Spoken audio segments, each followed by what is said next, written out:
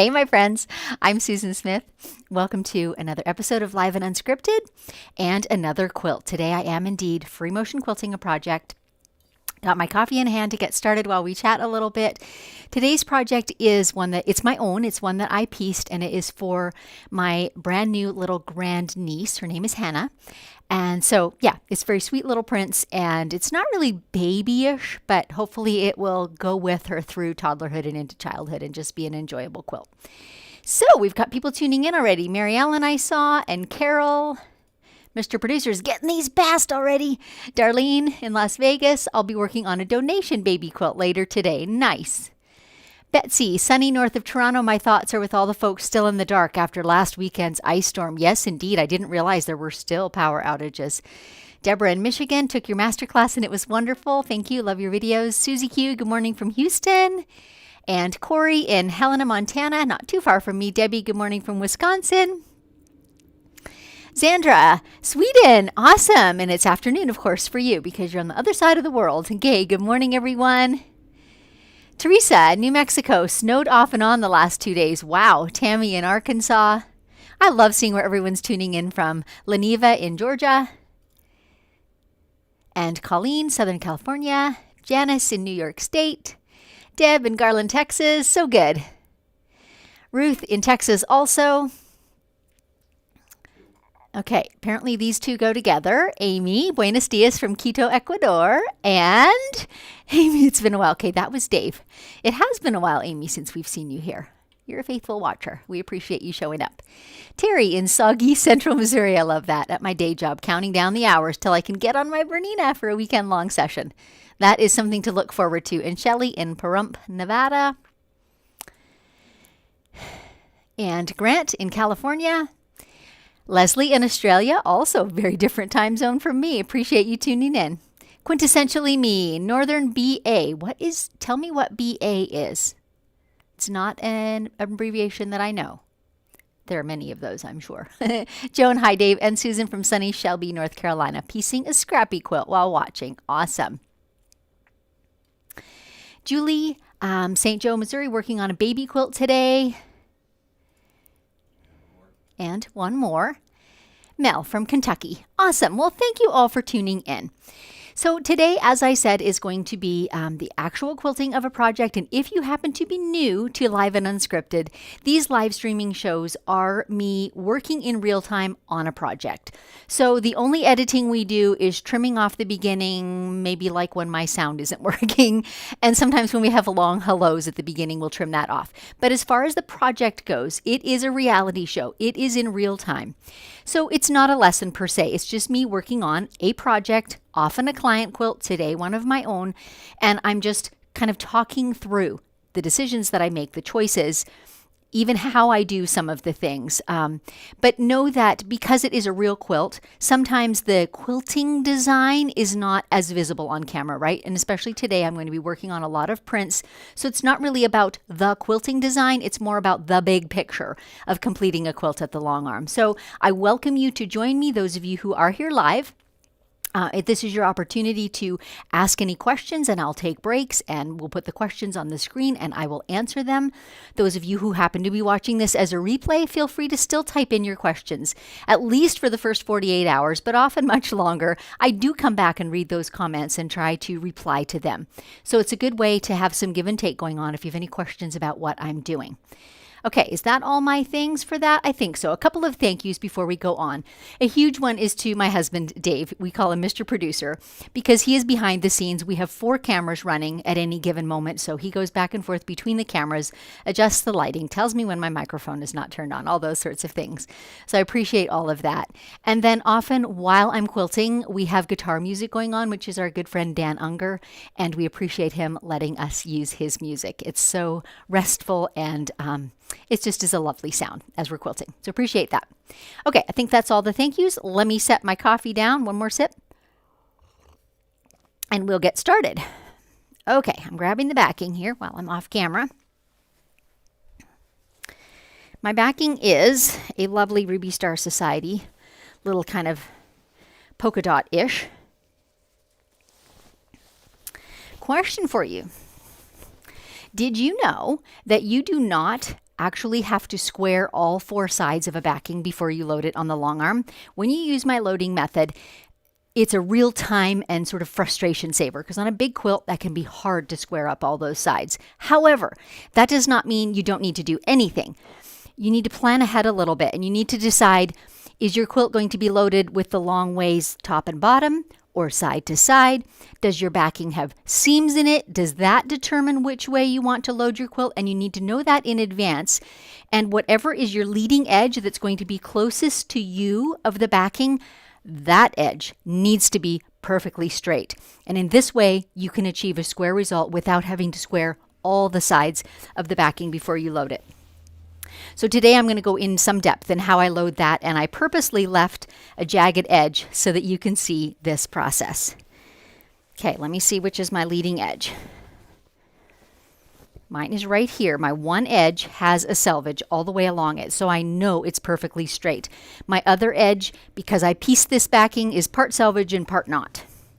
So I'm going to take the one that I know is straight, and that's going to be closest to me on the long arm rails. Grab my red snappers out of my great big can that they live in.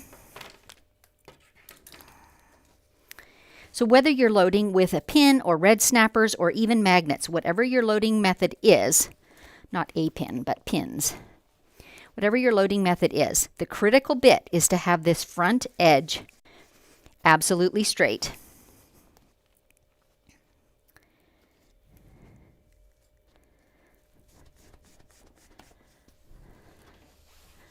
Is that long enough? I think it is. Perfect.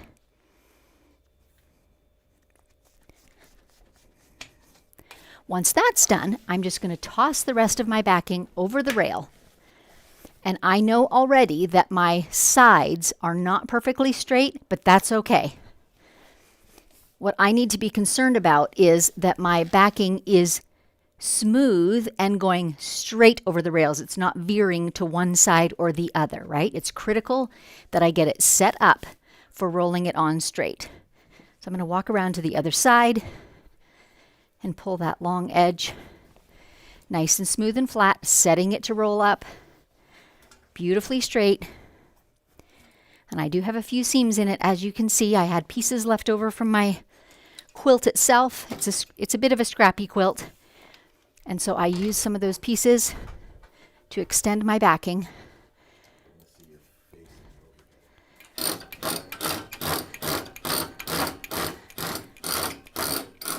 So now I am allowing the slight resistance that I get here. Because this leader is canvas and it's fixed in place, as I roll my quilt on, there's slight resistance as it crosses that canvas. And that's what keeps it from shifting from side to side, right? So I can be fairly confident that even though my edge is not perfectly straight, yet as a whole, my backing is rolling on straight, and it's going to lay square and straight when I'm done. So I'll keep rolling. And I'm just watching underneath that leader to see when I'm getting near to the edge, the far edge of my backing, and then I'll walk around to the other side again. And we'll put the snappers or whatever your attachment device is on the other side.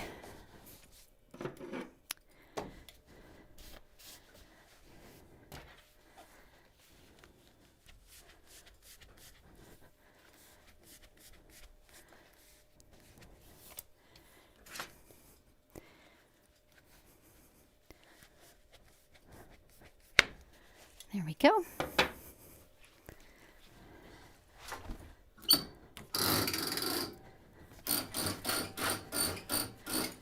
And just like that, I have a backing rolled nice and smooth and flat. Beautiful.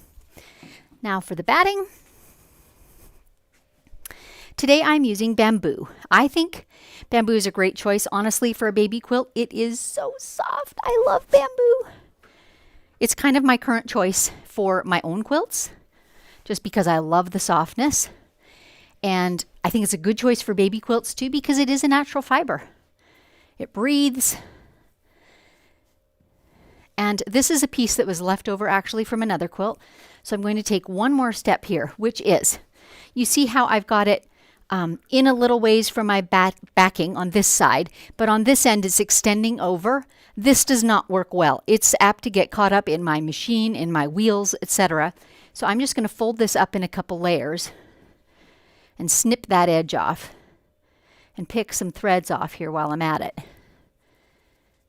I swear, no matter how many times you vacuum your quilting area, there are always stray threads.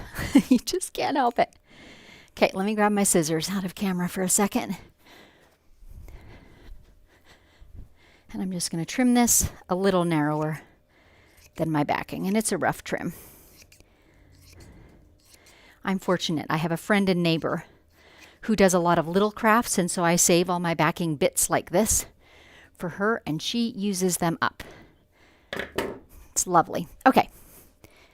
Now I've got my batting on. Now I've got all the dark threads picked off. Beautiful. Laying nice and flat and smooth. And here comes the little quilt. Isn't this just the cutest thing ever? There it is. I made a mistake, you guys. I meant to type in the fabric line and the book author whose pattern this is. So it's not up while we're on live, but after we're off air, I will go put that in the description below this episode so that if you love the fabrics or if you love scrappy quilts like Joan who's here, this is such a great scrappy quilt. All it is 2.5-inch squares and 2.5 by 4.5-inch bricks. And so super easy. I don't have it, Dave. I have to go look. Mr. Producer's saying, I'll put it in the chat for you. And I'm like, yes, but it's not in my head. That's the problem. So there's my little quilt. As I made this, a couple of thoughts. I was thinking, of course, of what I'm going to quilt on it. And I knew I was going to quilt something edge to edge, right? So over the whole quilt. I'm not quilting something in the blocks and areas. So I wanted to make it flat enough to do that. And so I really thought about it when I was piecing. It did not lend itself well to nesting all the seams because there are so many angled seams and they come together at a point. So then when I was putting all the blocks together, I thought about pressing all those seam allowances open, but that takes way too much time. So the long and short of it is I have fairly bulky seam allowances in places. So I do use steam, so I steam them well to make them as flat as I could. And the other thing that I'm doing to address that is I've got my ruler foot on my machine and I'm going to put my cup clip on it. It's curved. Can you see that in the bottom? Really ideal if you do have bulky seams that you need to quilt over, because what'll happen is if you just have a regular little foot, it's apt to bump against the seam and push it. But if you've got a curved foot of any kind, a couching foot, a whatever your brand of machine is, but that's got curve, it will just skate right over those thick seam allowances. So I'm going to go ahead and pop that on my machine. And I've also got, should show you guys. I don't know how many brands of machines have this, but Bernina does. I've got a spring-loaded foot, which is not unusual. Front camera, let's do that. Spring-loaded foot, but also it's got a little brass turning knob which raises and lowers that hopper foot. So ideally the hopper foot is brushing against the quilt when it's going down. Brush, brush, brush. I like to have it as low as possible. I think I get better stitch formation and less chance of skipped stitches. The higher I go with it, the easier it seems to skip a stitch. So today's going to be this balancing act, right? It's got to be high enough that it can clear those seam allowances. So hopefully the combination of the curved foot and raising that hopper foot, which I've already done, just a little bit, will do the trick. So I've got that snapped on. And now we'll proceed to our basting. I like to baste with 1/4-inch stitches because I have that readily available on my machine. But in fact, you can baste with your regular quilting stitches if you don't have that. Oh, something's not right. I felt that with the first stitch. Felt a little catch. Let's go see what our bobbin's doing.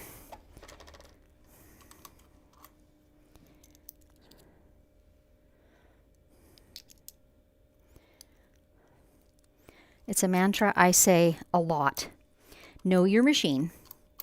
Know the sound of it. Know the look of the thread as it's flying through. In this case, when I took that first catch stitch. I heard that there was a little tick, a little catch. And I should have just stopped right then. And it's still there. I can feel it. So now let's try rethreading the top.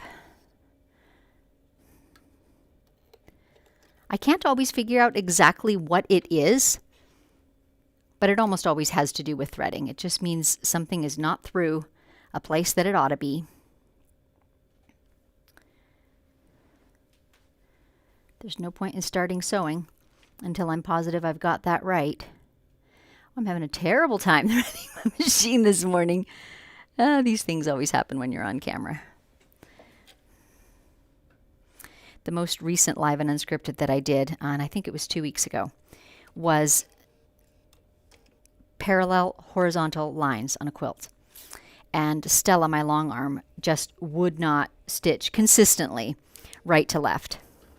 And I chuckled because as soon as we got off air, I finished that quilt, sewed like a champ.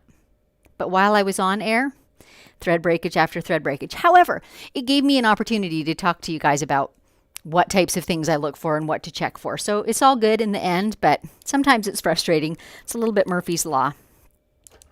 Okay, there we go. We're nice and smooth now. We're basting. I keep my basting line well within the 1/4 inch seam allowance so that it does not have to be taken out. It can just live in the finished quilt underneath the binding. It will all be caught in the seam allowance of attaching the binding. And I am going to walk around the machine and engage my belt for that vertical line, or sorry, horizontal line, so that it's really nice and straight across the top. I put my quilt on, I eyeball it straight with my red snapper, which is right here at the top. But if you have the availability of a channel lock or engaging your belt, it does ensure that you get a perfectly straight edge. So my machine is stitching perfectly straight, and now I can just adjust my quilt a little as needed so that I'm getting a straight stitching line. And as I go, I do this slowly so that I have a minute to tuck fabric under the needle where it might want to push out in front of my hopper foot. There are quite a lot of seams along this edge, so that can happen. It can want to push out ahead of you, and you don't want to let it get out of control. So whether that means pulling a little bit on what's already been stitched or using my fingers to guide, whatever it is, I'm encouraging that fabric to go under the needle, not to push out in front. Mr. Producer's undoing that lock for me. Beautiful, so I don't have to walk all the way around. Again, you can see I'm nudging the fabric under the needle. This is one of the steps in getting a lovely square quilt as a finished result. If you put in that little bit of effort with each pass, each area on your long arm frame, when you get done, you'll have a square result and you won't get any ugly surprises at the bottom edge of the quilt. Let me tell you, that is a bad surprise when you get to the bottom and your whole quilt is either a big frown or a big smile as to shape.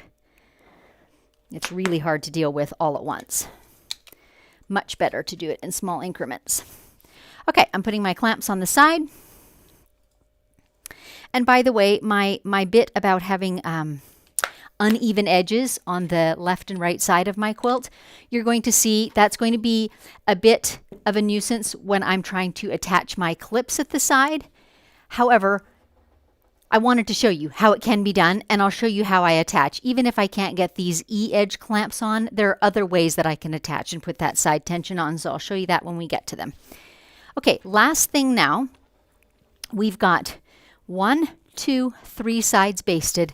Our 4th side needs securing too, and that's going to be my trusty magnetic bars, which I keep right at the base of the wall and floor behind me.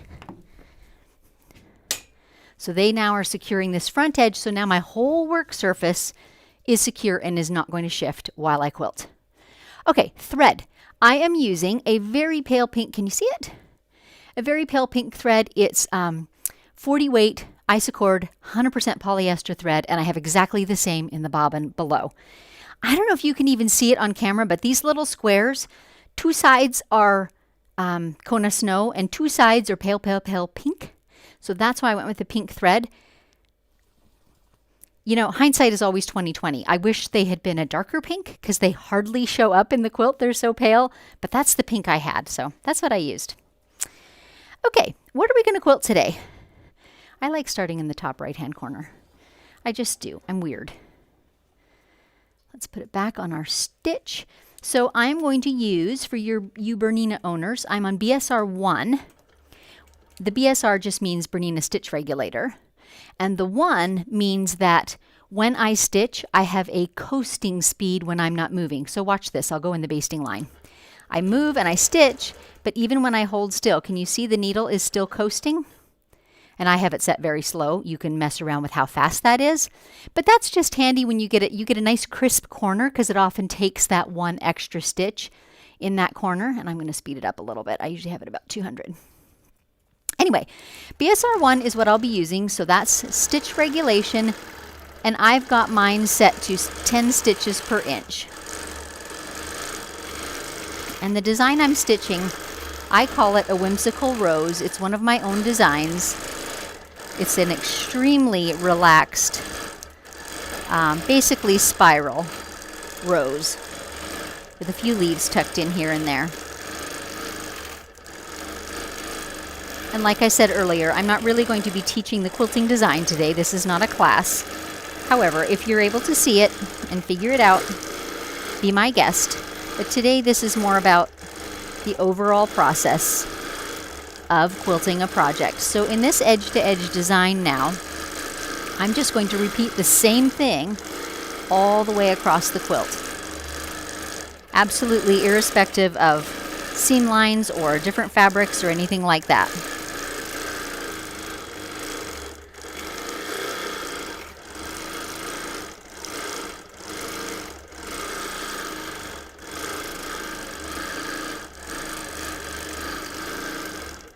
One of the things that I love about doing this type of quilting, free motion, so I'm in control and not a computer, is I have absolute and ultimate control over where my needle lands. So I was talking to you earlier about thick seam allowances. I'll show you one right here. There's a quite thick seam allowance right here. And my experience has taught me that stitching far away from those, like a ½ an inch away, is not a good idea because then you get a button that wants to pop up. So rather, I prefer to stitch within about 1/8 of an inch of them or right through them if I can manage it. So this idea of me being in actual charge of my needle means I can make it land where I want it to land. And I find that very helpful when I'm working on a quilt like this that does have some seam allowances that I want to manage a little bit.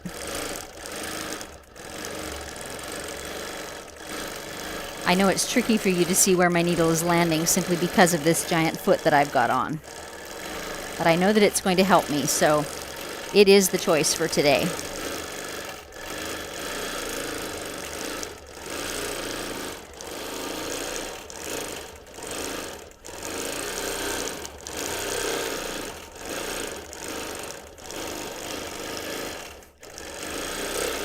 A few other things that I did before I began this morning. I took a moment to oil my machine, and that just means putting a drop of oil under the hopper foot, just above the bobbin case. And I actually put a new needle on today. I don't put a new needle on for every quilt, but after every few quilts, for sure, I start listening. And if I'm getting a lot of popping noises, and for sure if I'm having any difficulties, like skip stitches, definitely new needle time.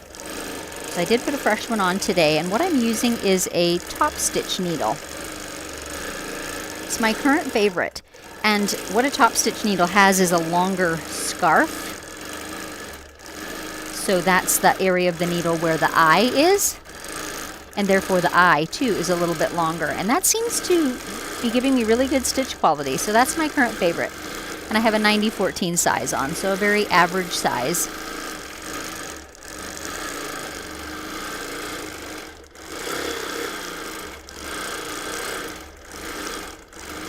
And I think what I'm going to do here, you guys, is I'm going to go into manual mode and I'm going to slow it down just a touch from what I usually do because of those thick seam allowances, right? I don't want to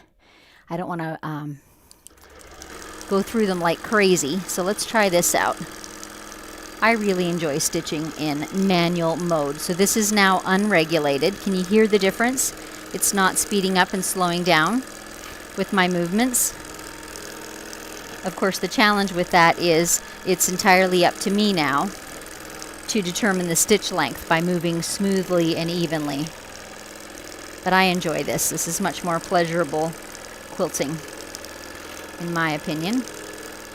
I'm going to stop for a second and I can do that a little faster.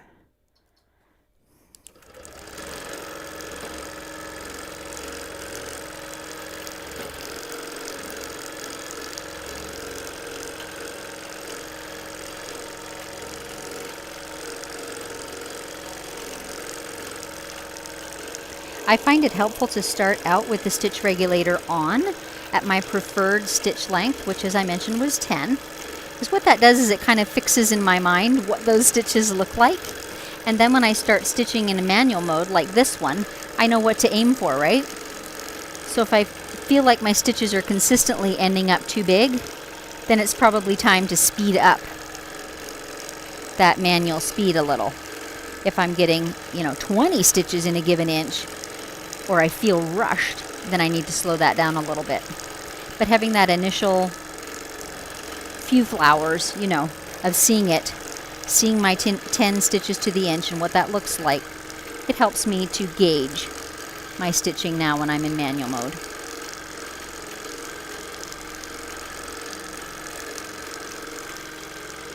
I'd love to have a conversation in the chat.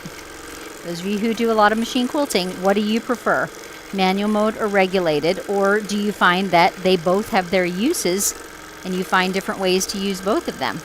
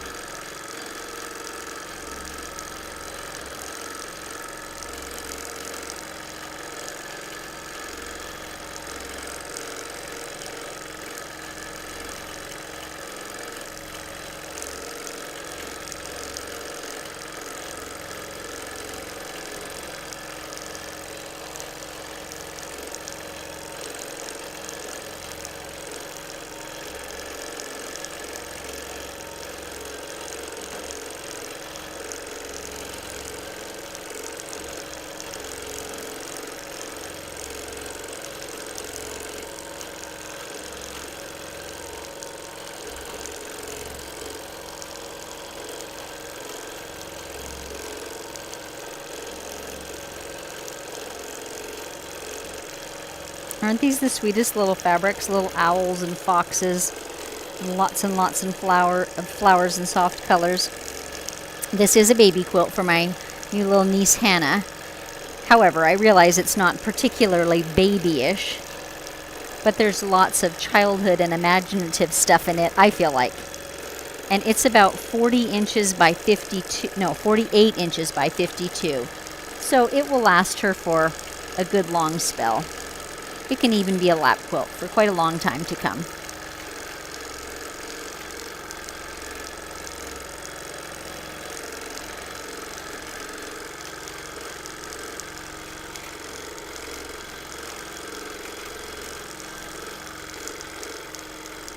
So this is not truly scrappy because I did buy these fabrics in a little bundle, although I added one or two out of my own collection that I thought played well with it. But this pattern would certainly lend itself beautifully to a scrappy quilt.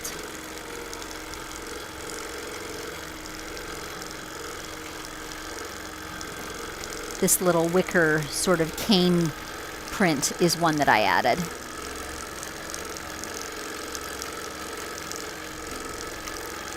This one right here.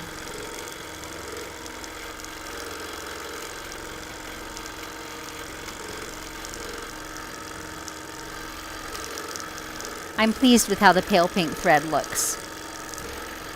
It's always a conundrum when you have one very light fabric in a quilt, as I do here. I don't care for medium threads over that super, super, super pale fabric. So for example, I looked at a deeper peach and I thought about the purple because I love that purple color.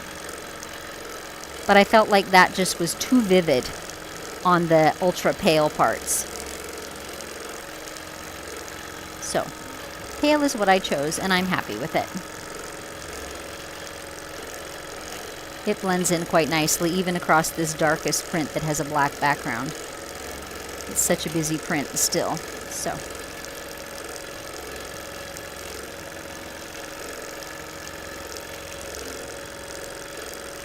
okay, we're nearing the end of this first pass. This is a great time to type in your questions or comments if you have them. As I advance the quilt, we'll chat a little bit and throw some comments on the screen. And of course, you're more than welcome to talk among yourselves too. Whatever you may be working on in your own studio today. Some of you said that you're working on different projects. We love hearing what you're working on.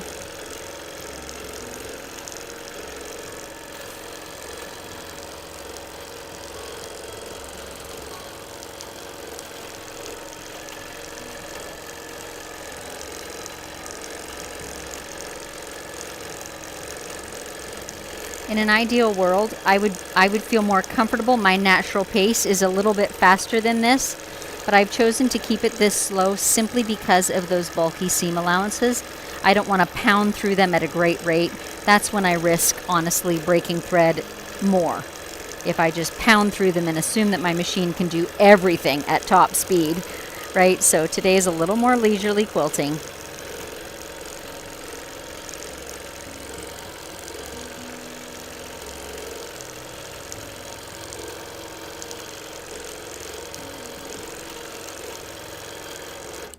And there we are at the edge.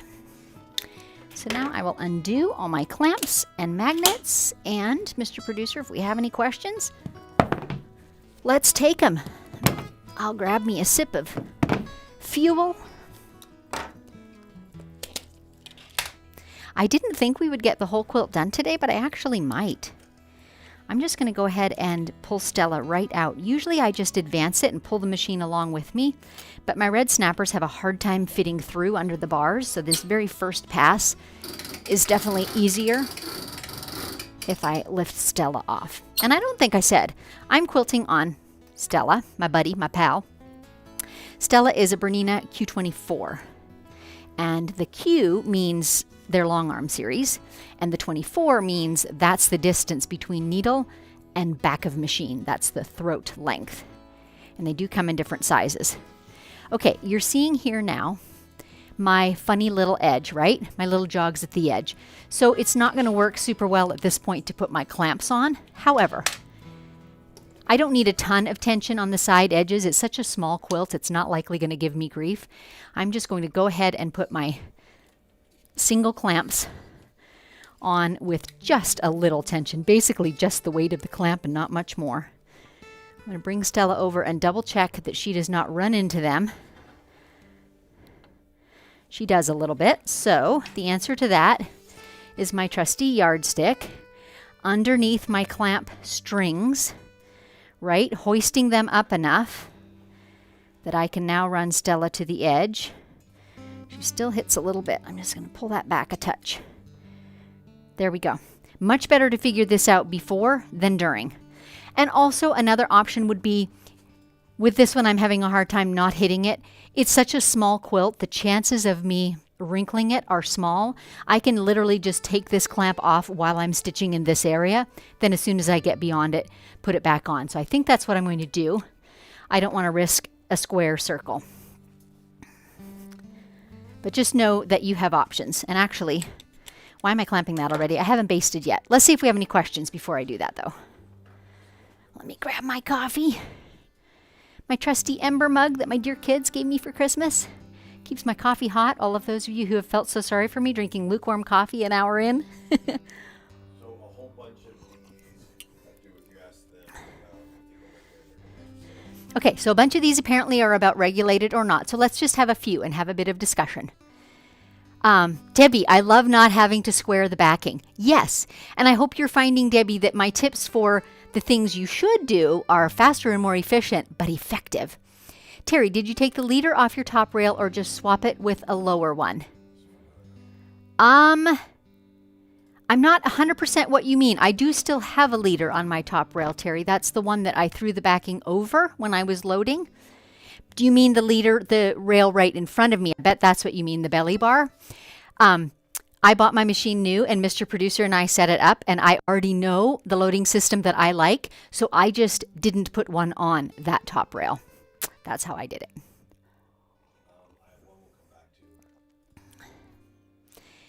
Corey, do you take your basting stitches out before giving the quilts back to your clients? No, I don't. The basting stitches are actually really helpful when you go to even put binding on them. It's like a stay stitch. It keeps it from stretching out a little bit. It helps. So I leave them on, and because they're straight, it gives a good guideline for cutting too. And in fact, I offer to trim quilts because I have a table and a big ruler and everything, and so I actually trim the quilts for most of my clients. But no, that basting stitch stays in and it falls right in the seam allowance of the binding. Martha, I've never understood the BSR1. Doesn't it produce a buildup of thread when you pause? What's the purpose of coasting? So if you stayed in one spot long enough, yes, it would produce a buildup of thread. But generally, your pause is very small. It's like at the corner of a leaf, right? So it's a fraction of a second. So all you're getting is perhaps one additional stitch there. And it does tend to make a very nice point. So I like to have that coasting on. We have the option of doing BSR2, which just stops stitching when you stop moving, right? So the one with the coasting, that's the beauty of it, is it the machine never comes to a full stop and therefore never has to start from a full stop. Do you know what I mean? So it tends to smooth out the stitching and give you that additional stitch at a point. So that's a short little BSR1 introduction. Okay. Red knits, both manual and regulated, depending. Janice, regulated unless outlining applique, then I go to a slower non-regulated. That's an interesting choice. Angie, completely dependent on regulated at this point, and that's okay. Kathy, when I first got my long arm, I used manual, but now I'm regulated all the time. Love the pattern of the quilt. Thank you.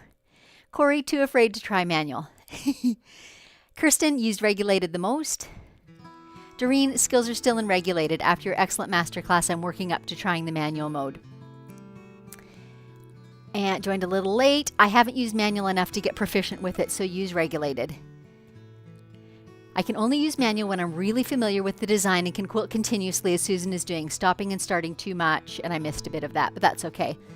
Nita, I use precise mode on my Unique. It's regulated, but on my domestic Bernina, I like manual. Debbie, I love the smoothness and sound of manual, but I mostly use BSR1. I didn't get all of that, but most of you did that are reading it. Diana, I haven't tried manual yet, relatively new to long arm quilting. I'm thinking manual gives more crisp points. Do you know, the BSR1 with the coast is a bit of a hybrid, because you're right, the manual does give more crisp points. And so coasting is a relatively new feature in long arms where when you're not, even when it's regulated, when you stop moving, the needle still keeps going slowly. And it's called different things in different brands. And that's a relatively new thing. And that's kind of what it was there for, is to bridge that gap and to give that extra stitch or two at a point. A few things I want to say, since I got this feedback from you guys about whether you like manual or regulated. And there's kind of a theme here, right? Is that manual feels a bit intimidating and you're more comfortable in the regulated. Honestly, I feel the same way and definitely felt the same way for a long time. Even my first long arm machine had regulated, so I always had that option. It is like training wheels. It is a safety feature. Not to say that it's a lower level. That's not what I mean by training wheels. But what it does for you is takes one thing out that you don't have to think about. So if you're a new quilter, or you're trying out a new design, or your quilt has got something complex that you need to be thinking about, turning that regulator on can just put your mind at ease, right? It takes care of keeping a nice even stitch length. The advantage of the manual, and for those of you who haven't had the courage to try it yet, I encourage you to do it. Even just load up a scrappy little fat quarter and quilt on it. Mr. Producer's making big signs at me. What's up? We're just going to check my mic because apparently the sound is not very clear. I'm trying to keep my coffee away from my quilt, which is why my arm is out here waving in the middle of nowhere. Manual has some advantages to it, and one is it distinctly moves more smoothly. And one of you, I think it maybe was Nita, said that at her domestic Bernina machine, she uses the manual instead of the stitch regulator. This is, yeah, it's true even more so at a smaller machine. When the regulator is on and the machine is adjusting, right, to the pace of your movement, you feel a bit of that drag, a bit of that jerkiness, and it's small, but it's there. So if you can get comfortable with the manual, everything smooths out. Your movements smooth out. The sound of it is so much more pleasant to listen to. And if you're doing things like tiny bubbles, for example, they're almost impossible to make even with a stitch regulator on, and it goes much better with that manual mode. So if you haven't done it before, try it. Load up a fat quarter or any old scrap and just get yourself over that hump of what it feels like. Slow it down, speed it up, find a place. Your speed might be nothing like mine, but find a pace that feels semi-comfortable and just do some quilting. And even in 10 minutes, you'll feel a difference in your comfortable level with it. So give it a try. Okay, pep talk over. Any more comments or questions?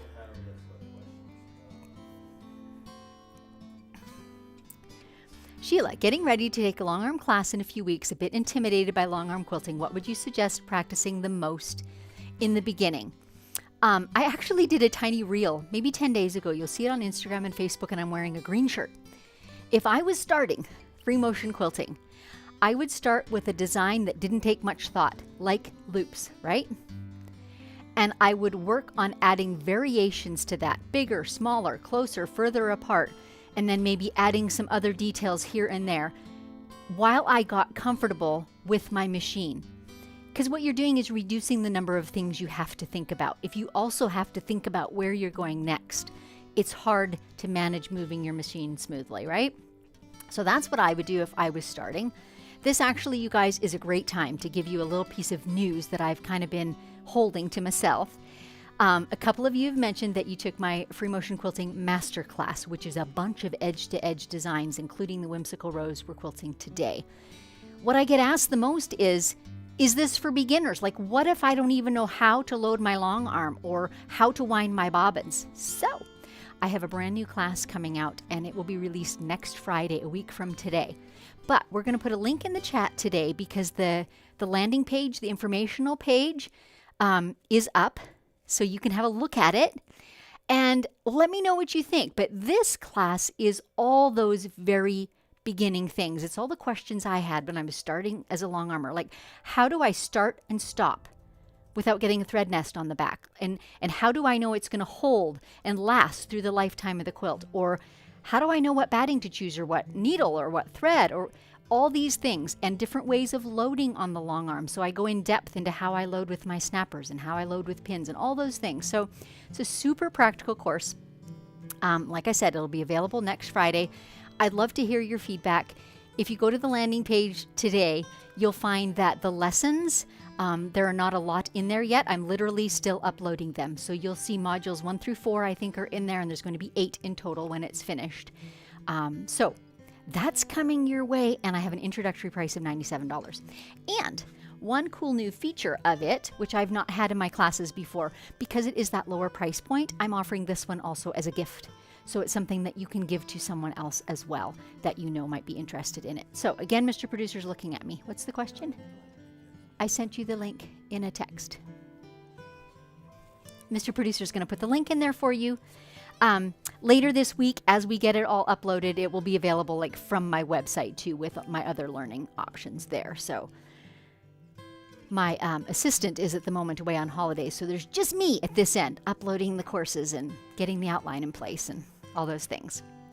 Do we have more questions before I start basting again? Dave?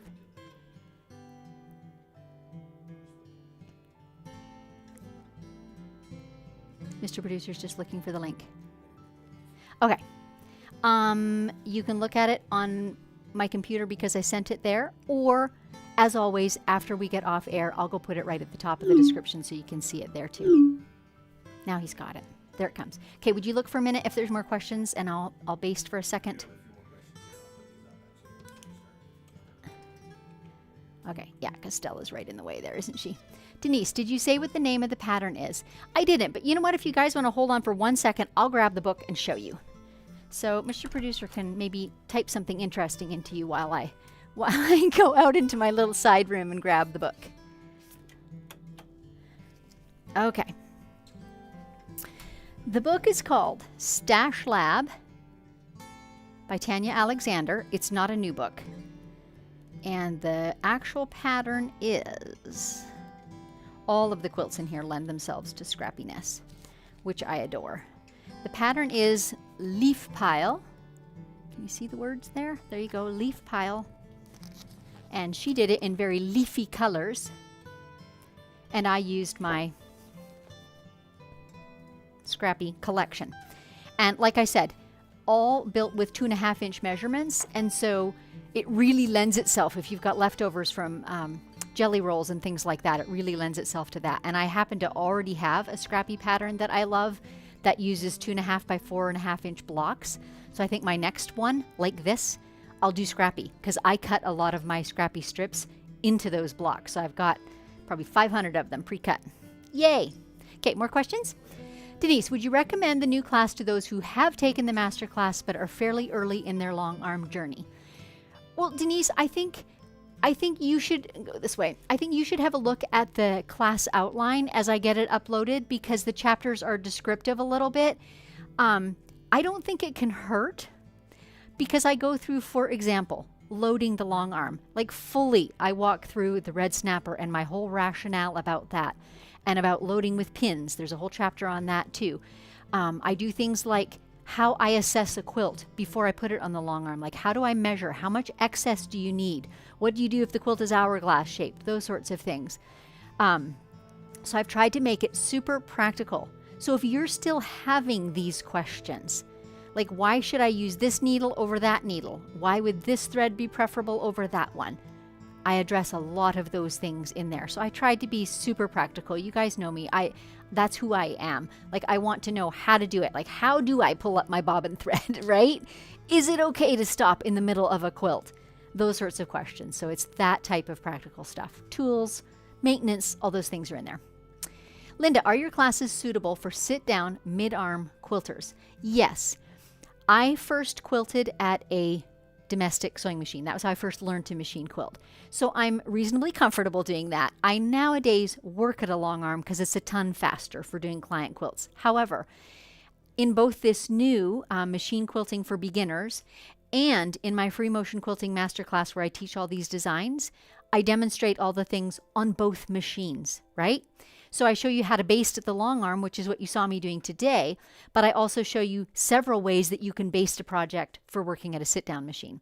Likewise, these quilting designs, like the Whimsical Roses I'm quilting today, I quilted a long arm and I quilted a domestic sewing machine. Because there is some difference, maybe you do it at a finer scale, for example.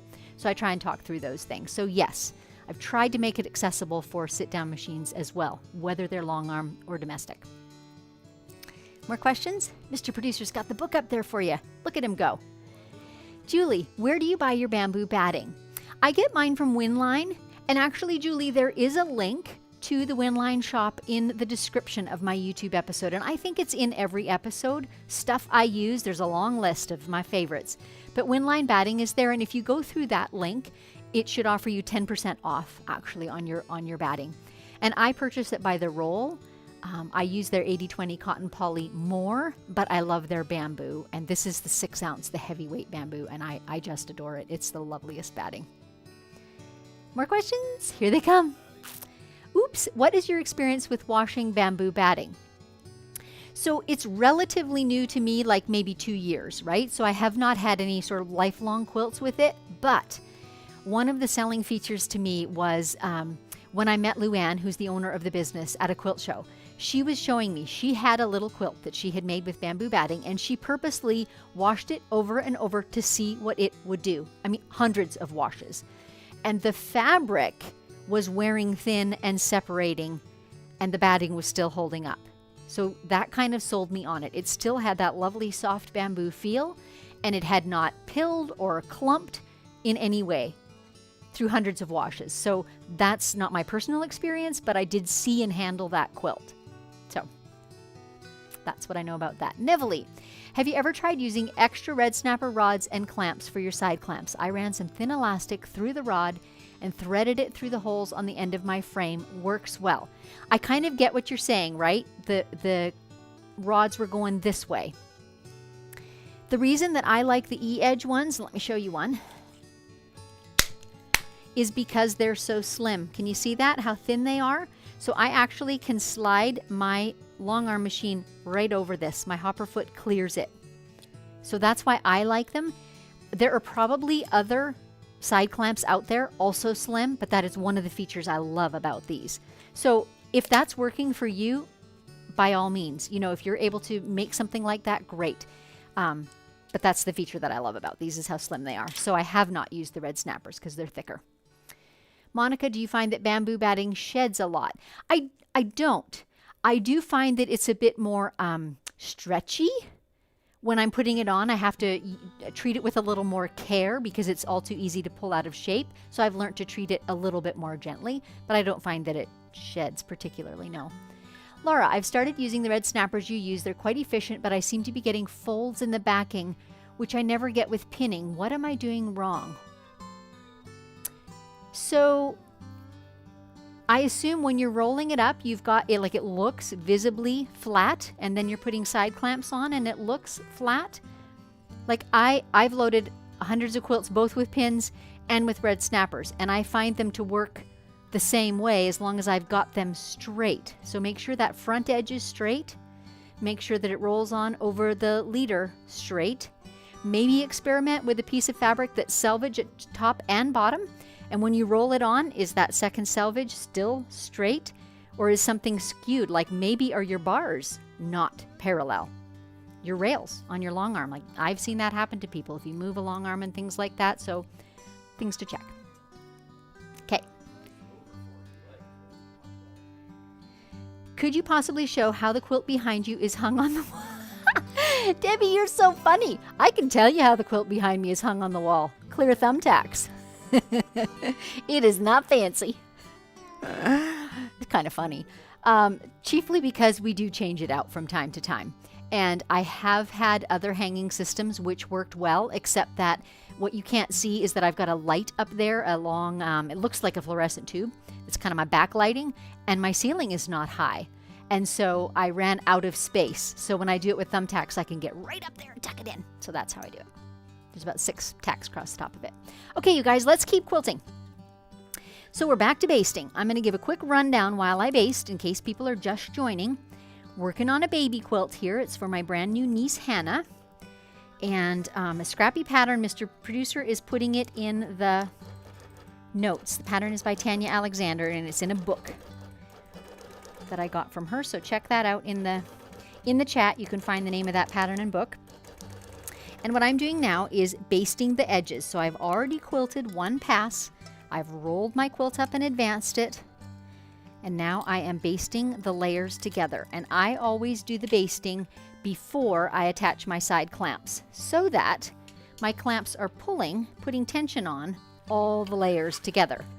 I don't want to put tension on just the backing and then do the basting. I don't feel like it lays as smooth and flat. So I definitely prefer, actually we're going to leave that top clamp off till we get a bit of quilting done. I definitely prefer basting before clamping.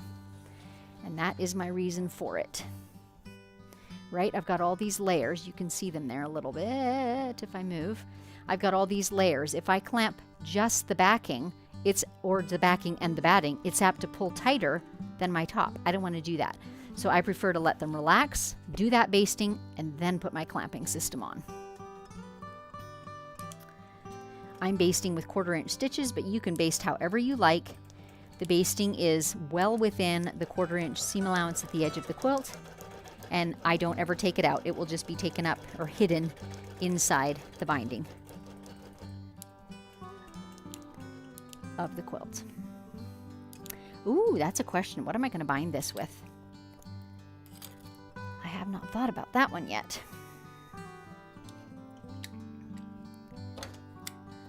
Okay, I'm going to start quilting at the other side. This is something that I've learned over the years, quilting edge to edge. I like to alternate which side I start my pass on. I'm doing a floral design today, roses. So my first pass I started in the top right-hand corner and I worked toward the left. Now I'm going to start on the left and quilt toward the right.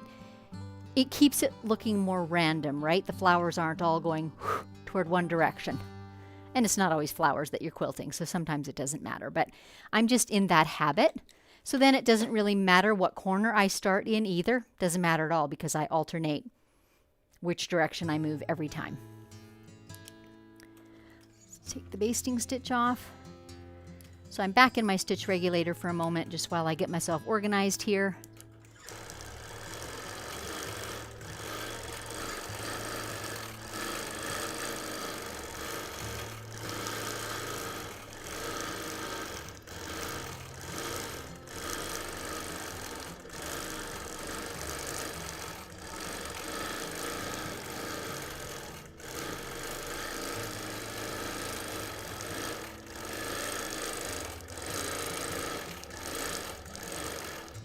And now that I think I'm done quilting at this edge, I will go ahead and put my clamp on.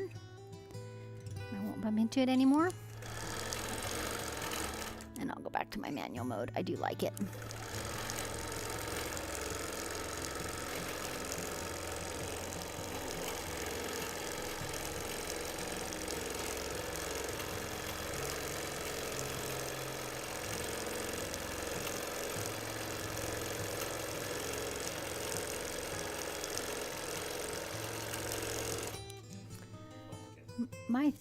Sorry? Oh! When did I bump the camera? I apologize. Oh yeah, we're way out of center. That's what Mr. Producer's for. To notice these things and fix them. Don't get dizzy, you guys.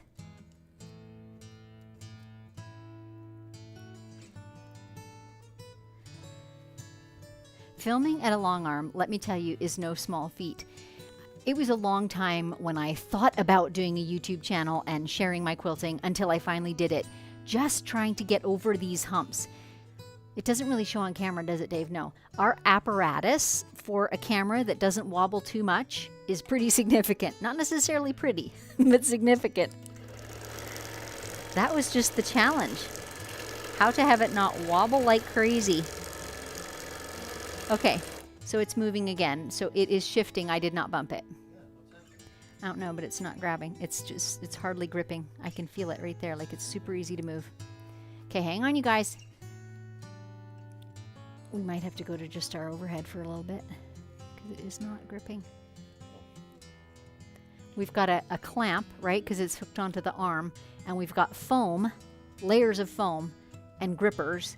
And we've got like a vibration reduction device between camera and arm too. We try really hard to be able to show you clear stitching.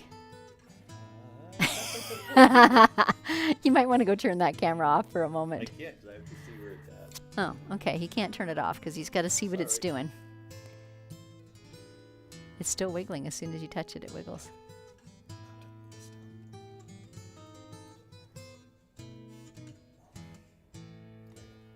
Someday, someone's going to build a long arm with a built-in camera. Maybe. I don't know. It's not that easy because as soon as you have it on an arm so that it extends out so that you can get a view, it vibrates. So you have to be in as close as you can so that it's as firm. Anyway, it's a big process. Let's see. Where should we go next? Oh my goodness.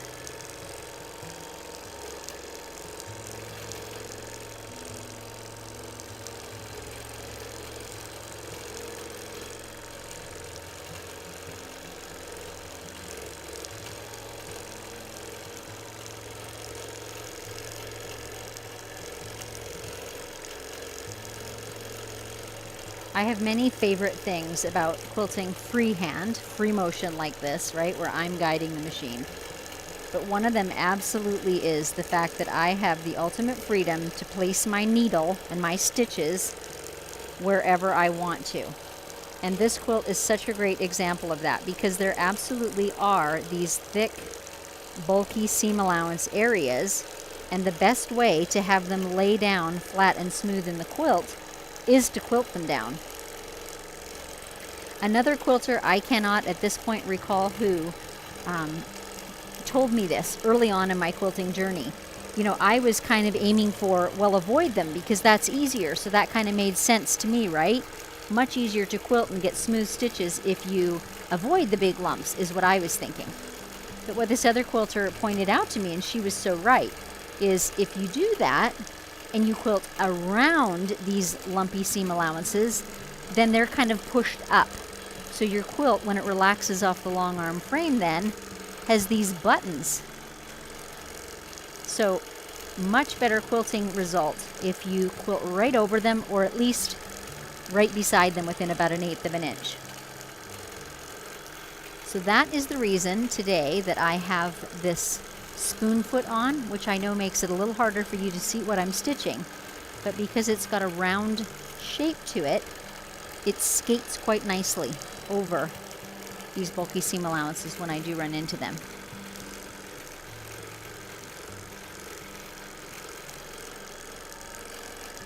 Because I'm in ultimate control of my machine, and also I'm quilting a design that is super whimsical and forgiving, right? And quite irregular. I can just adjust my stitching to catch those bulky corners.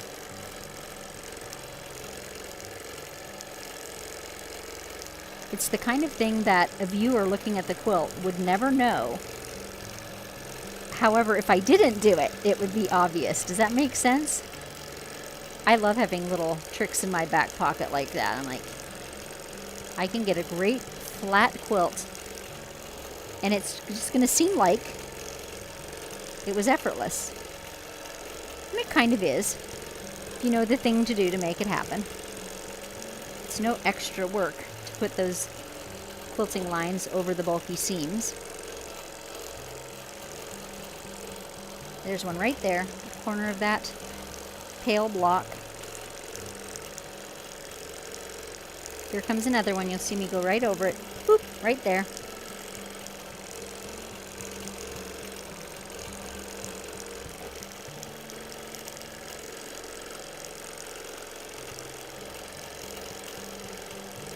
I have also intentionally kept my stitching speed slower than I typically would, just so that I'm not pounding through those big seam allowances at a high rate of speed.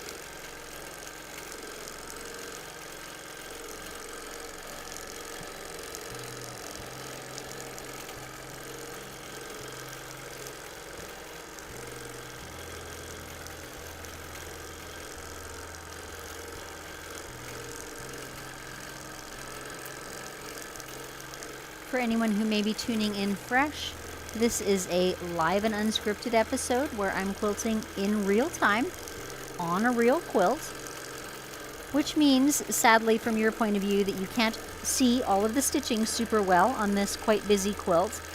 But these episodes are certainly intended to kind of give you the bigger picture of what long arm quilting on a whole project looks like. It's not really instructional in terms of the quilting design.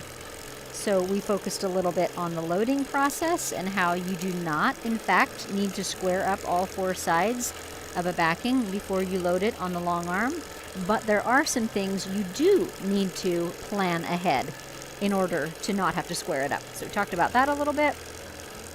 We've talked about stitching in manual mode, which I'm doing right now, which means I've given my machine a speed, so many stitches per inch. And that needle is just moving at that pace, and I manually get to determine the stitch length by how fast I move the machine. If I move quickly, I get longer stitches. If I move more slowly, I get closer stitches.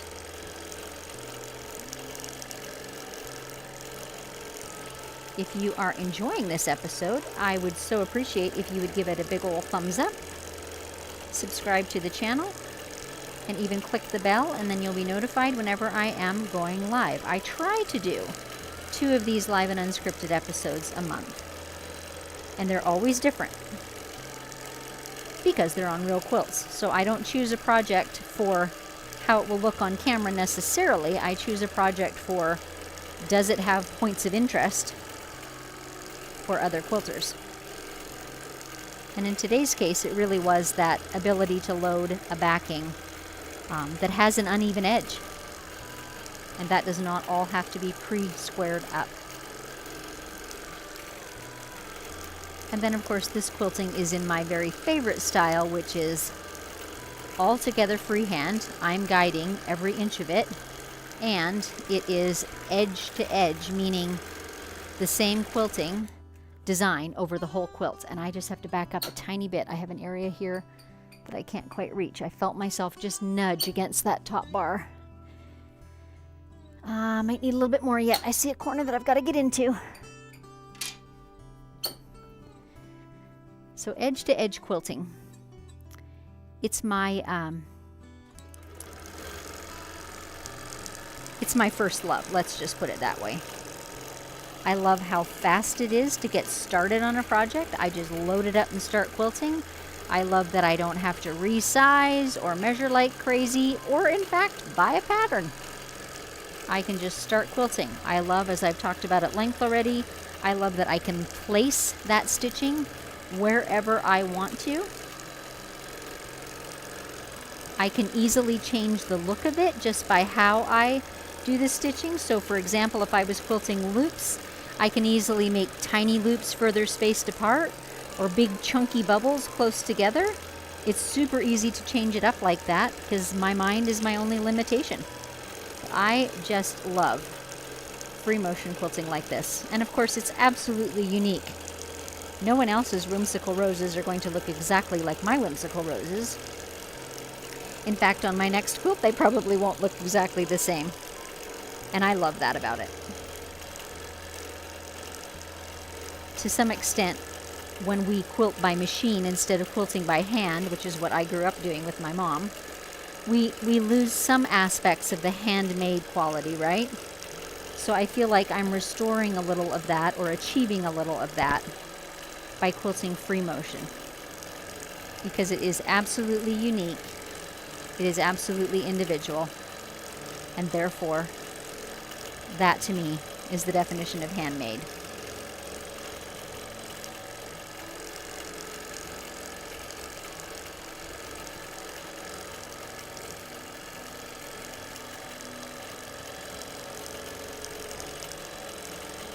As I finish up this pass, I'll talk quickly again about my brand new course that is coming out.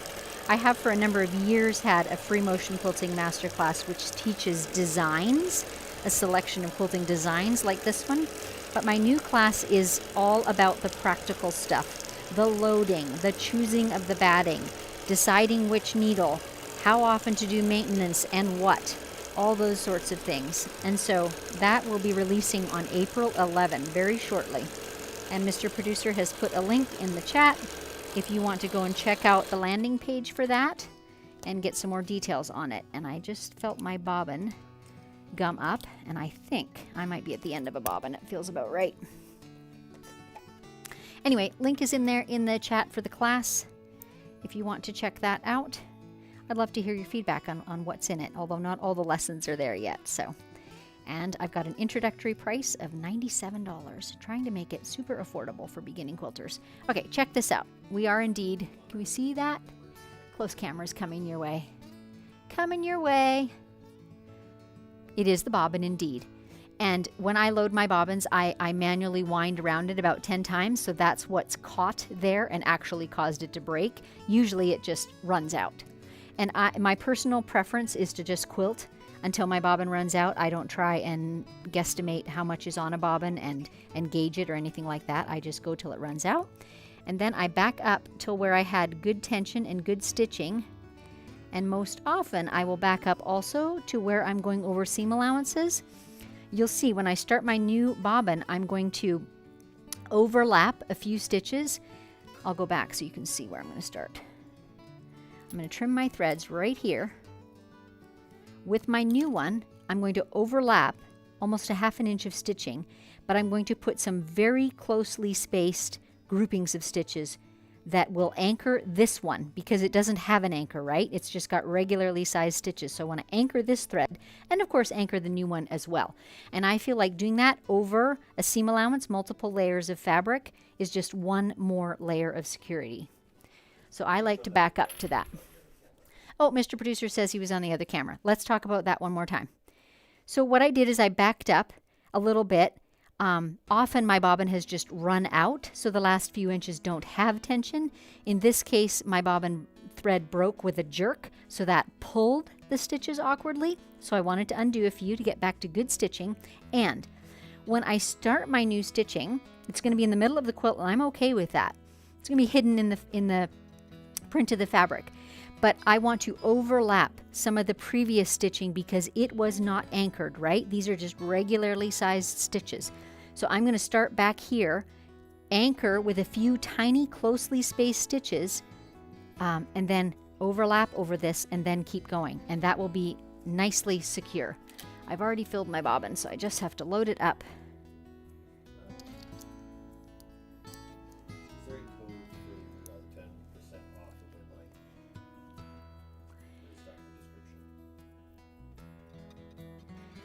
So the question's being asked if there's a code for the 10% off at Winline. I believe, you guys, I'm going on memory here, but I believe that it just is, if you use the link that I gave you, that is my own link, and it gives you 10% off. It's in my list of stuff I use. Winline batting is in there. I'm 99% sure. Mr. Producer says it's not. Well, viewers, I apologize. We'll put it in there.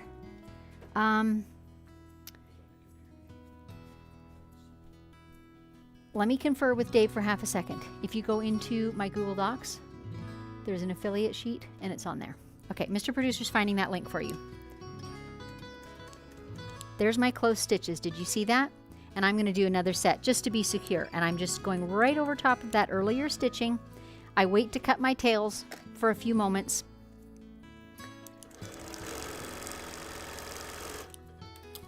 And now I'll come and cut the tails. And I feel like that is a secure fix. Keep in mind the type of quilt that I'm working on, right? Because this is a baby quilt, and in many cases I'm working on what I call couch quilts or lap quilts. How you do those types of splices in the middle of a quilt, or whether you do them in the middle of a quilt, really depends on what type of perfection you're looking for, and in my opinion, depends on who and what the quilt is for, right? So in this case, it's a baby quilt. It's going to get washed a bajillion times. That is a perfectly satisfactory splice to my way of thinking. I know there are some quilters who do much more invisible, knot their threads, bury them in the layers, those sorts of things. You absolutely can, but it's a trade-off. That takes a lot more time.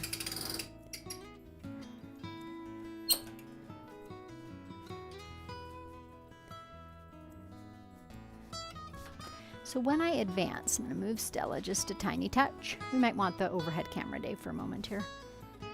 When I advance, this is something that I do every time.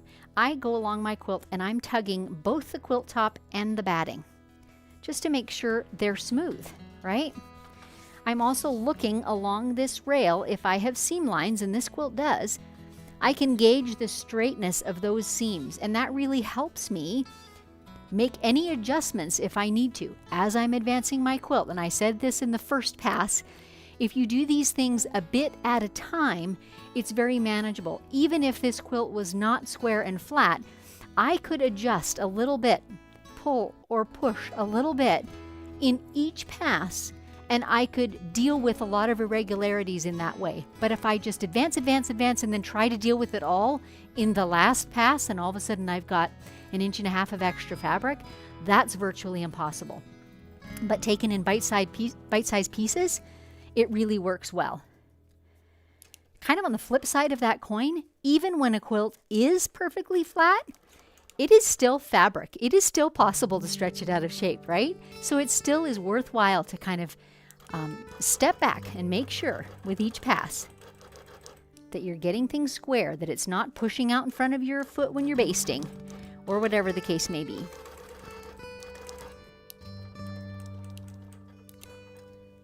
And maybe I should add here, because not every quilter bastes before they quilt. To me, that is an absolute essential. That is a non-negotiable. I always baste before I quilt. In the new little class that I just recorded, I did a tiny little object study, which I can't play for you here, but I'll tell you it so you can benefit from it even though you don't have the class. And that is, I took 2 8-inch squares of fabric on a batting and a backing. And first I drew with a Sharpie, I drew 8-inch squares in black. Then I put the 2 pieces of fabric on. One of them I basted and the other I did not. And then I quilted the same loopy design on both of them. The difference was astonishing. The one that I basted stayed square. The one that I didn't, of course, pulled in like crazy, like a 1/2 inch in 8 inches. And so that's the value of basting. I don't see how you can get a square and flat quilt without basting. So if you're in my world, I'm always going to tell you, baste the sides before you quilt. Every time, no exceptions. That's how you establish the size and the shape of it.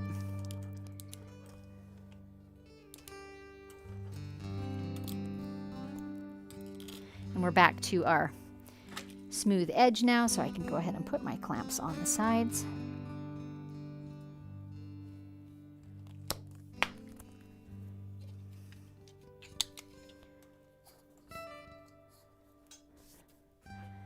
And our clamps on the front. Do we have more questions before we start quilting? And how are we doing for time?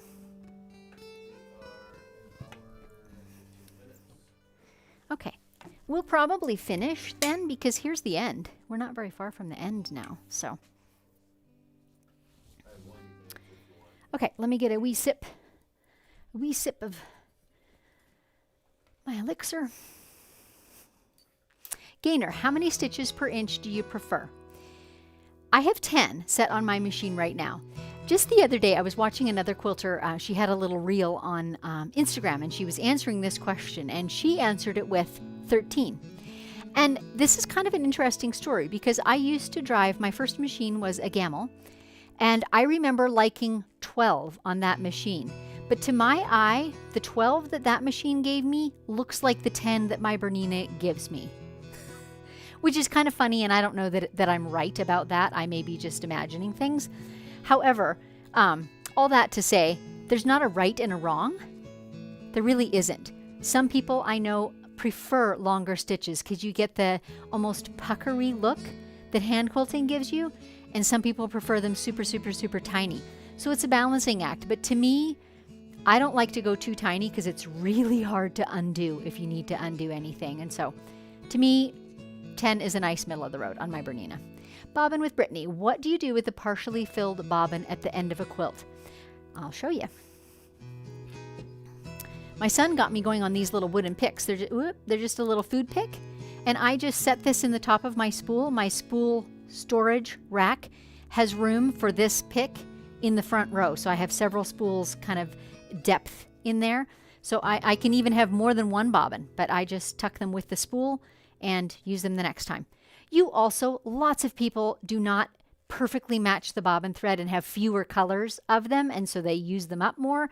But I just like to have a lot of bobbins because I like to match my color, and that's how I keep them.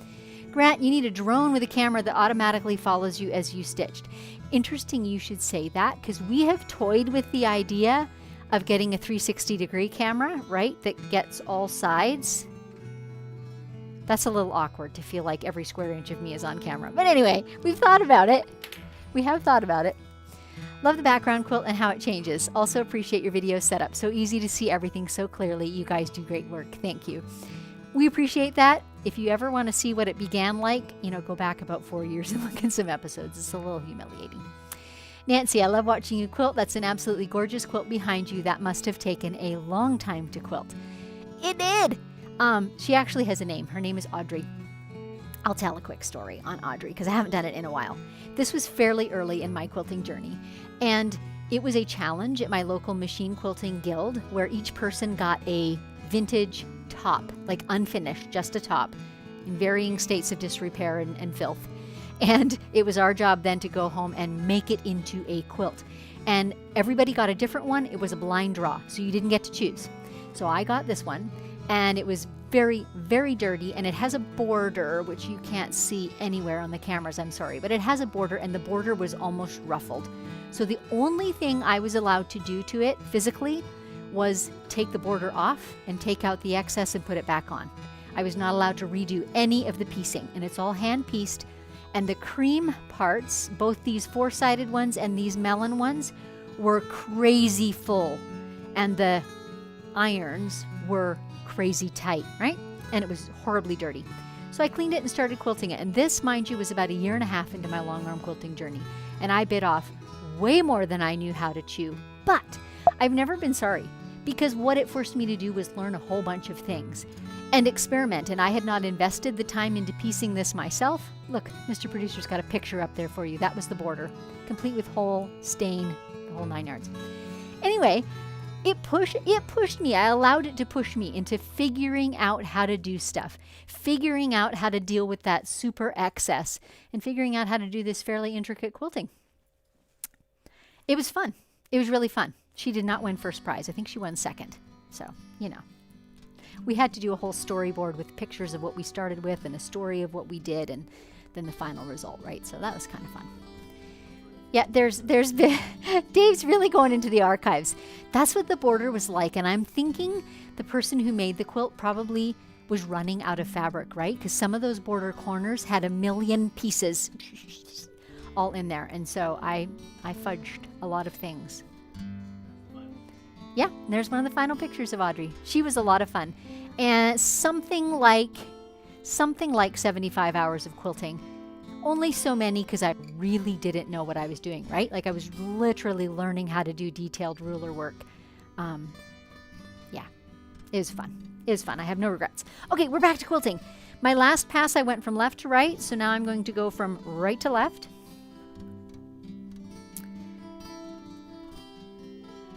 Straight into manual mode this time. I think I'm feeling comfortable enough.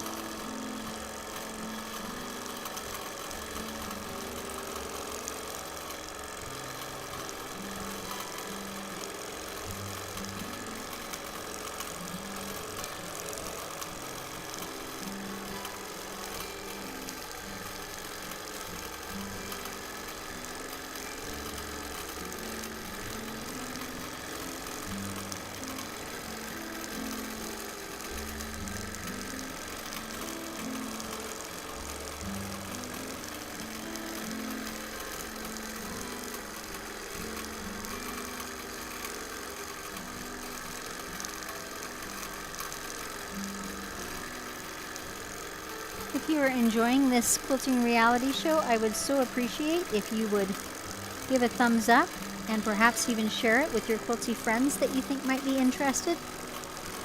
I do truly appreciate that.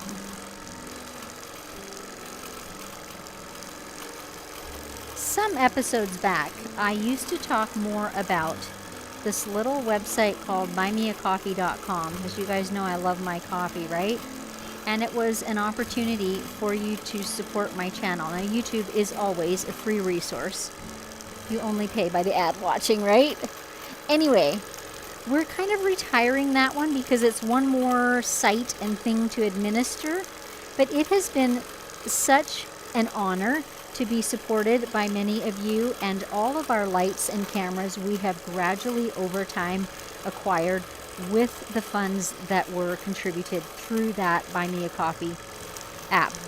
So as that is retiring, there is still a way that you can support if you wish, and that is literally through the super thanks on YouTube episodes.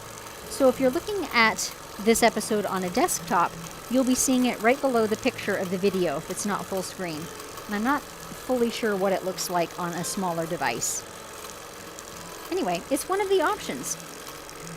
You can do a super thanks. And I think the donation starts at $1.99 actually. So if you choose to do that, we would very much appreciate it. And we do promise to continue doing the same thing, to keep putting those funds toward getting a better and better production for you.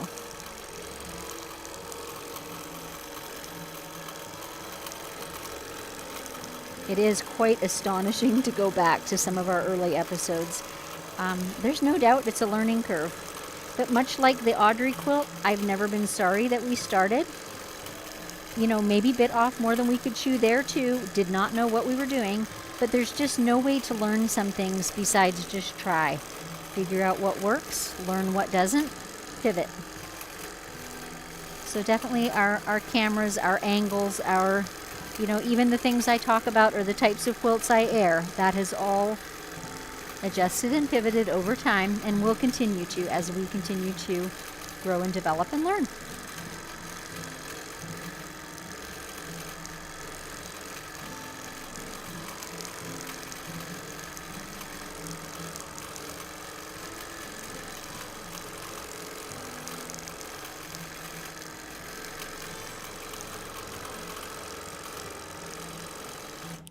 There's a big thread there. Get that off.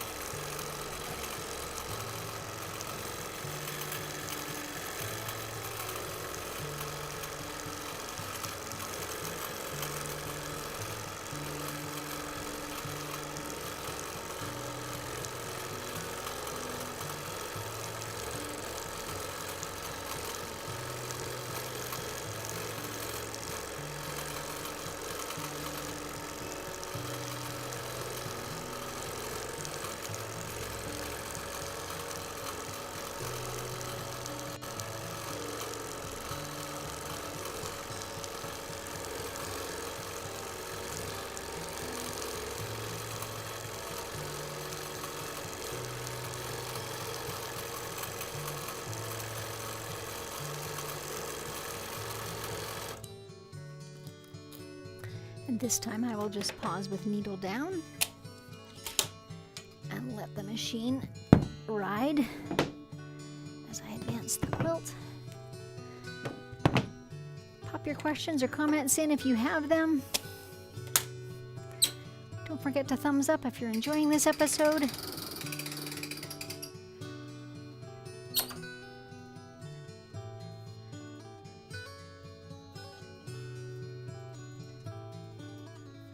Again, I'm walking along, giving a little tug to my batting, little tug to my quilt, even my tug from side to side. As I quilt, it's wanting to pull up, right? So I'm just trying to counteract that a little bit by tugging it flat a little bit.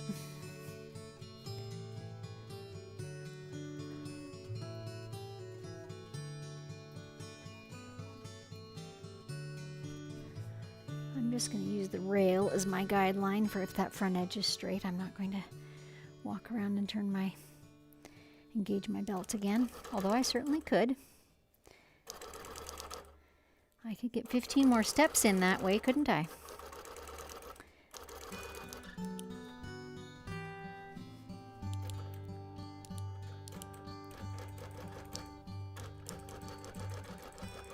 I find if I use a super gentle touch on my long arm, like just push it toward the right and don't have a death grip on it, it does a pretty good job of staying in a perfectly straight line.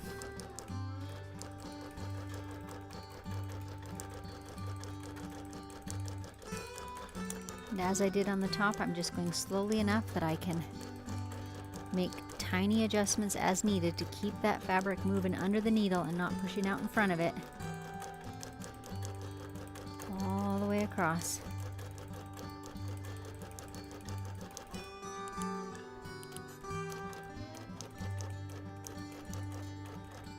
Here too, I don't know if you can see it, but I'm actually pulling a little bit with my fingernail. If I don't, I find that the fabric just wants to push up in advance of my hopper foot. So just that little tiny bit of pull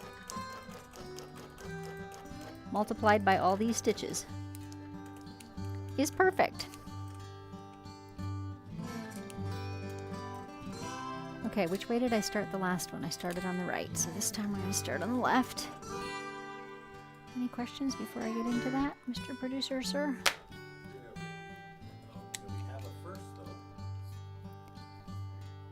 Mr. Producer says we have a first. Oh. Thanks, Shelley. Appreciate it.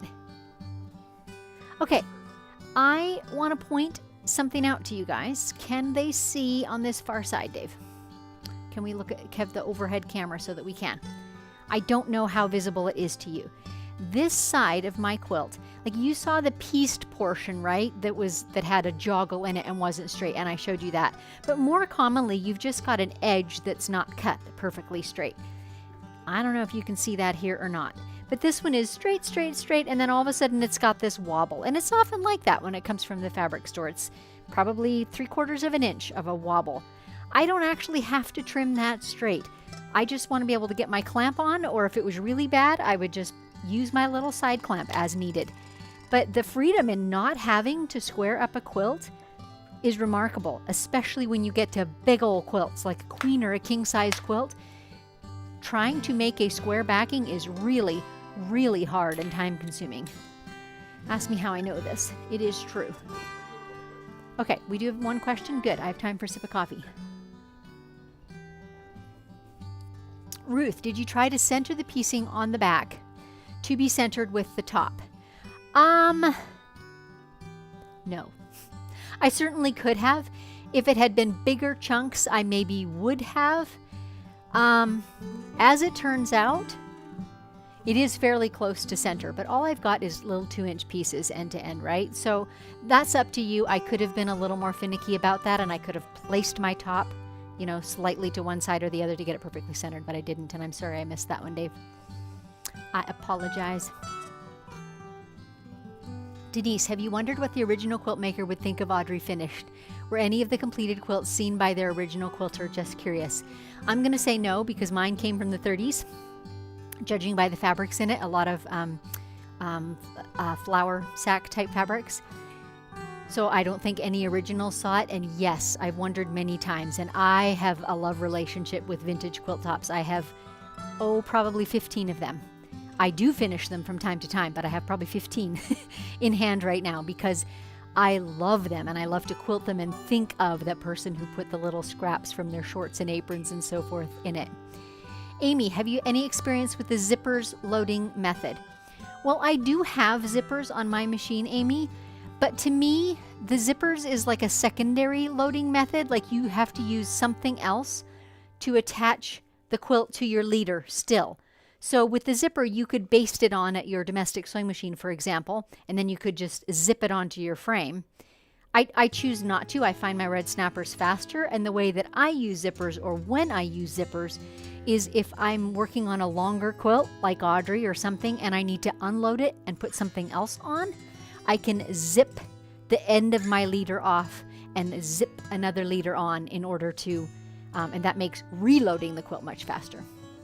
Deb, although I've had my machine a year and a half, I'm always up to learning new things. I also am excited to learn when the next master class will be. It's coming up soon. I think the 31st of May is actual opening date, but in May I'll be talking a lot about it and doing quite a few short lives here on YouTube, so you'll hear about it. Sherry, it appears your handles are at different levels. Is there a reason for this, or is it just the camera angle? Yes, the one on the right is my comfort level, and the one on the left is changed to accommodate where we need the camera to be. That's the only reason. And I can adjust them, separately, independently of each other. So, all right, let's finish up this little quilt. I might even get to totally unloading this one today and hold it up and show you. Wouldn't that be fun? I think this second bobbin should take us right through to the end. It's all looking good. Got my side clamps on. Don't need my magnets, right? Because we're at the end here. It's all basted. Here we go. Oh, let's put... we better put it on manual. There we go.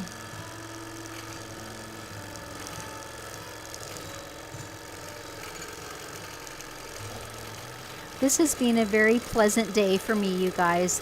As I've been working on this new course, the last couple of weeks I've been pretty much focusing on that. So I've spent a ton of time at my computer and with my camera and much less time actually quilting. So this is a pleasure for me too. This is what I love doing best. And it's really fun just to get here, to stand here and quilt. I did piece this quilt over the last 10 days or so, and that in itself was really nice to have on the go, because sewing or quilting are definitely my what's the word, my pressure valve, right? So when I would get frustrated with something at my computer, or just my eyes were tired, or for whatever reason, that's what I go to, is let's go sew something, make something pretty. So it was fun to have this little quilt on the go.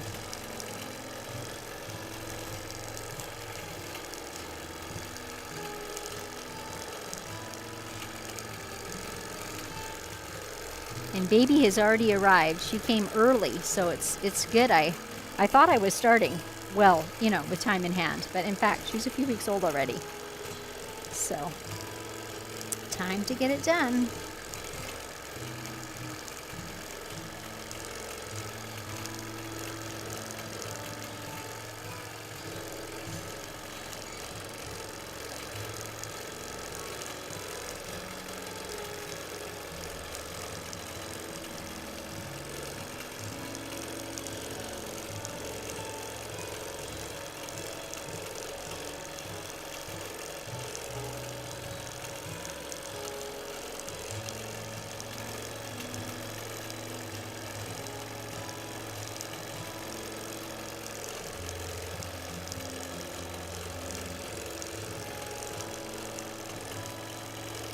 What do you guys think of my thread choice?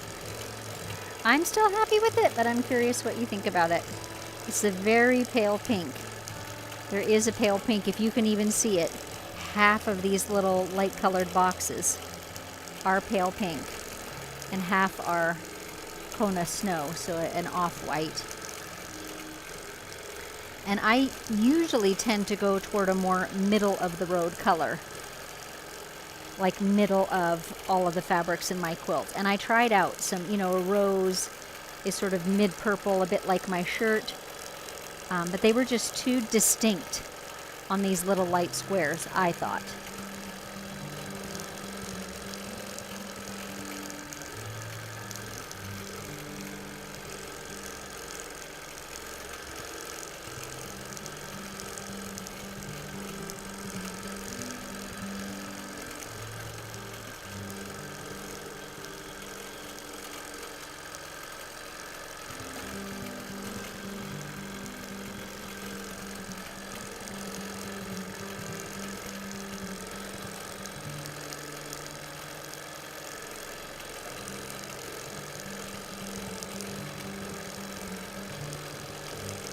While I'm quilting, I'm just kind of reminiscing in my mind. I was talking a little earlier about hand quilting. That was what I grew up doing alongside my mom and, you know, grandma and aunts and all of that. And my mother passed away, well, next year it'll be 30 years, so quite a long time ago. Before long arms were in common use, that's for sure. And I just have to wonder what she would think of this, what she would think of it. And I'll be honest with you, there was a fair size bias in my mind for a long time too, because I do value the beauty of hand quilting, you know, and this does not seem the same. And I think that's kind of where my mind finally settled, is this isn't the same, but it is beautiful, and I know firsthand it is a skill. But I do think that's part of the reason that I love the idea of free motion quilting, because it brings out that unique hand-done quality that I do still love in a quilt.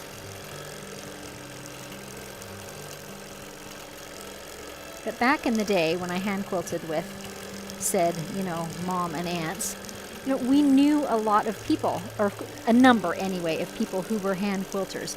Anymore, I don't. And in places where I've lived in my lifetime, I didn't know a soul who was a hand quilter. So for me, when I had teenagers at home, to think about hand quilting a project was like a 2-year commitment for me, right? And so that's when I started exploring machine quilting, because I loved making quilts, and I simply didn't because I was too discouraged at the thought of having to quilt them by hand and having it take so long. So there's a place for it. I still love and value hand quilting. But I also have absolutely, I know this comes as no surprise to you, I have absolutely fallen in love with machine quilting. I absolutely love it. And I love being able to, you know, dream up the idea for this quilt 3 weeks ago, and it's approaching completion. I love it. I can make a lot more quilts for a lot more people this way.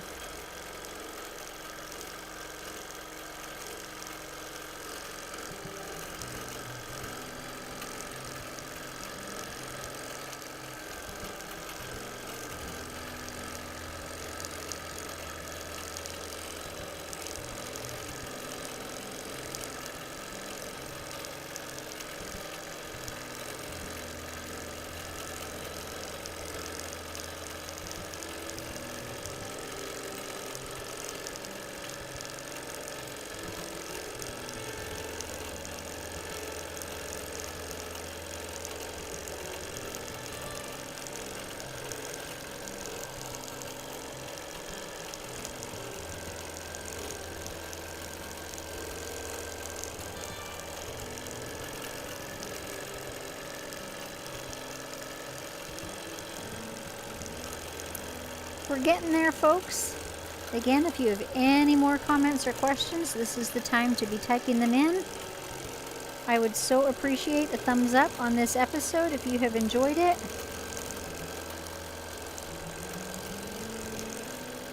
Or even a share to your other quilty friends.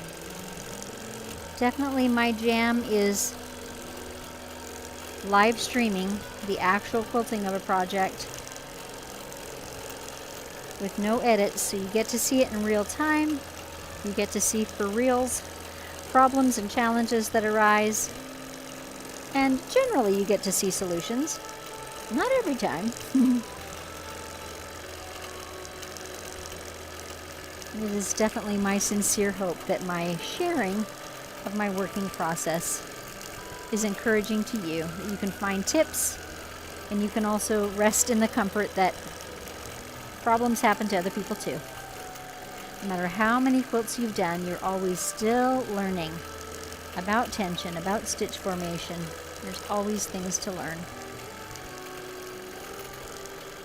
There's always developments in machines and even in our materials. You know, thread changes over time. Batting has changed. I mean, in my lifetime, the kinds of battings that are available, you know, these were unknown to my mother back in the hand quilting days. And so there's always something to learn. And I clearly am a girl that loves sharing.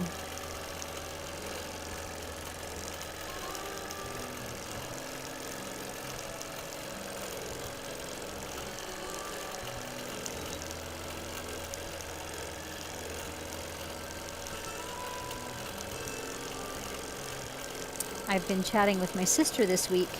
I think I've mentioned here before that I'm going to on a textile tour in England this year, and part of it is taking in the Birmingham Quilt Festival, and my sister's going to come with me. So we are so excited and looking forward to that. And if any of you are considering going and would be interested in that textile tour, I know that there are still a few openings. Like, it's small. I think there's a max of 20 people that can go on the tour, but it's kind of an all-inclusive tour. We'll put a link, kimkasky.ca. Mr. Producer, I know, has put a link in the comments because he's so fabulous that way. But check out Kim's website for more information. And Kim herself is just a generous, knowledgeable, experienced host. Anyway, I'm so excited. This is something altogether new for me, and I'm crazy excited. And to get to do it with my sister is just the cherry on top. Oh yeah, and we fly out of Canada on my birthday. Sounds like a birthday present to boot.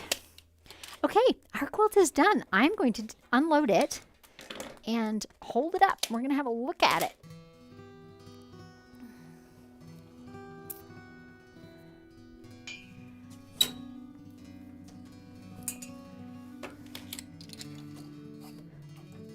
When I unload, you can't see me at the moment, but when I unload, I like to prep this front leader ready for my next quilt. So I position it so it's just hanging over that roller. If you watched me loading at the beginning, you saw how I use that. So I have it just hanging over this front roller, and I go ahead and attach my side clamps. Knocking things around here. I attach my side clamps at both ends so it holds it on that roller and it doesn't fall off, right? So it's all ready to go then for my next quilt. With about 5 seconds of effort.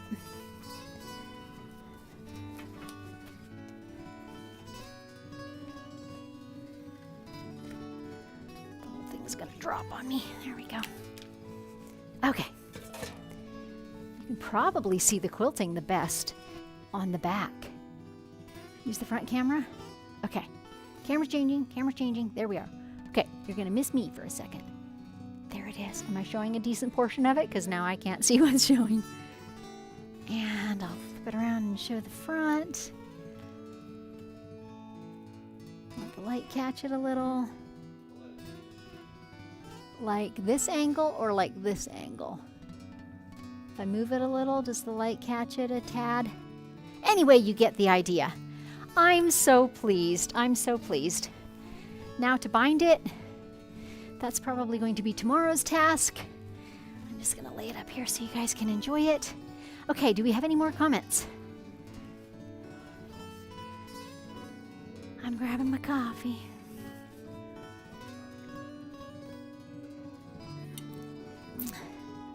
Hang on a second. It's Sheila. Lovely video, Susan. There we go. Definitely be back to learn from you after my classes. Super. Well, I appreciate that. And again, these live and unscripted sessions, they aren't lessons, but I do certainly drop tidbits within them. But hopefully they give you this big picture of what it looks like to actually complete a quilt on the long arm.